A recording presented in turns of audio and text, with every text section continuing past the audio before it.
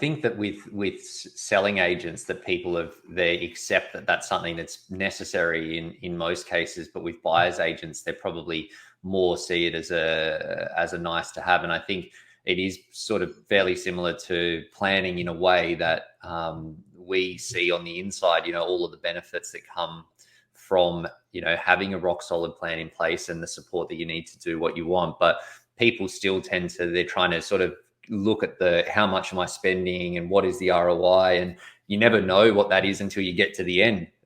So I don't know what maybe more interest from a selfish perspective, but what do you say to people in that situation when they say, like, I like it, the idea is good, but how am I justifying this cost?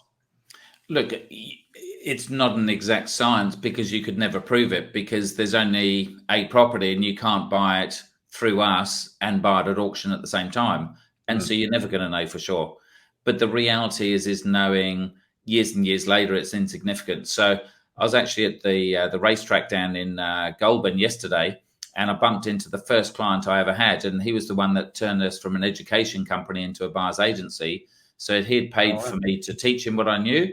And he said, look, Chris, just go and buy me a property. And I'm saying, use these buyer's agents. And he said, no, I want to use you. Go off and do it.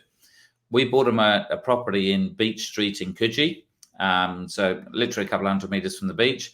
He's just sold that, I think, for about $1.6 million. And it cost him 500 grand. And I think this was back in about maybe 2008. So like 12, 13 years. And I said at the time, how much was that 500?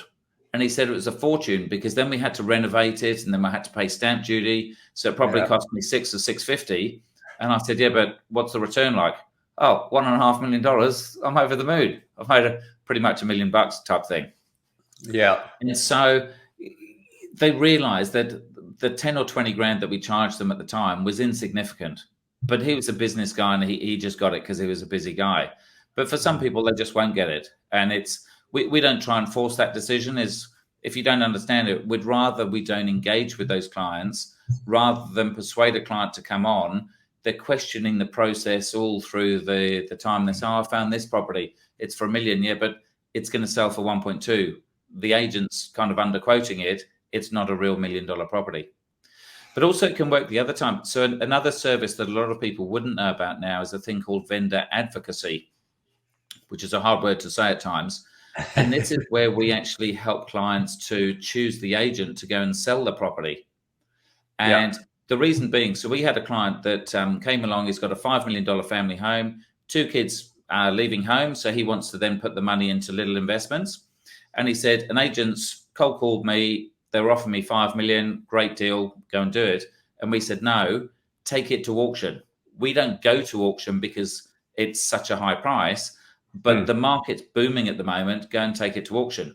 So we helped him choose another agent, do the best marketing campaign, took it to auction. Long story short, sold it for 5.7 million. So he made an extra 700 grand. Now, we don't even charge for that service. So the agent will actually split the commission with us. So the vendor pays the same commission to the agent, but they then split commission with us. And effectively got another 700,000. So the agent would have charged, say, 2%. So what's that? Kind of 120 grand maybe. But it's almost irrelevant, even if the agent cost him 200 or 300 grand. If you've made 700 grand and it's cost you nothing extra, who cares? Yeah, so absolutely. But the main reason is when you go to a single agent, the agent quite often overquotes you, and then over the next few weeks says, oh, look, we thought we were going to get 6, but we're only get 5 now, and that's the value. But when they come through someone like us, because we can give them multiple deals, they'll generally tell us the truth from the start, because they want the customer to have a good experience, so that we refer them more clients. And we say, look, this is the best agent for the area.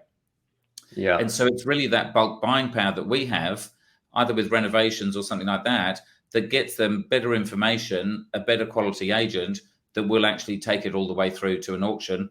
And look, the guy had a fantastic result. Yeah, and it's that extra level of accountability. I think it's the same when we have our partners that we help people with, that they know they can't muck people around too much because they know that they're going to burn their bridges with people that can send them bulk work, which is where a lot of business comes from for these people. So yeah, good tips for people in that path, that if there is that extra layer of accountability that you can add, it certainly can't help for the result. But Chris, mate, thank you. Appreciate you sharing your insights on where things are at now, and tips for people that are keen to learn more about you guys and what you do. What's the best way for them to learn more? Sure. So the easiest thing is either just Google Chris Gray, Gray, or just go to yourempire.com.au. And there's certainly some books that they can download for reading over the Christmas holidays. There's one called The Effortless Empire, which is all about the strategy of money. And then one I wrote this time last year was actually called How to Live the Life of a Multimillionaire Without Being One. And it's a bit of a funny book, but it's reality of the kind of things I'm doing is maybe renting your family home rather than buying it, because then maybe you can rent somewhere 2 or 3 times as high, as expensive.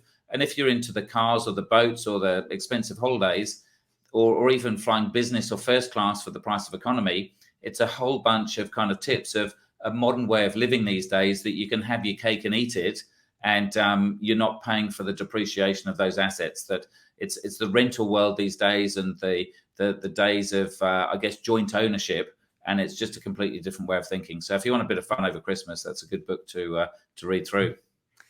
Good one, guys. We'll get around that. Chris, thanks again for taking the time, mate, and keep fighting the good fight. Wonderful. Thanks a lot, Ben.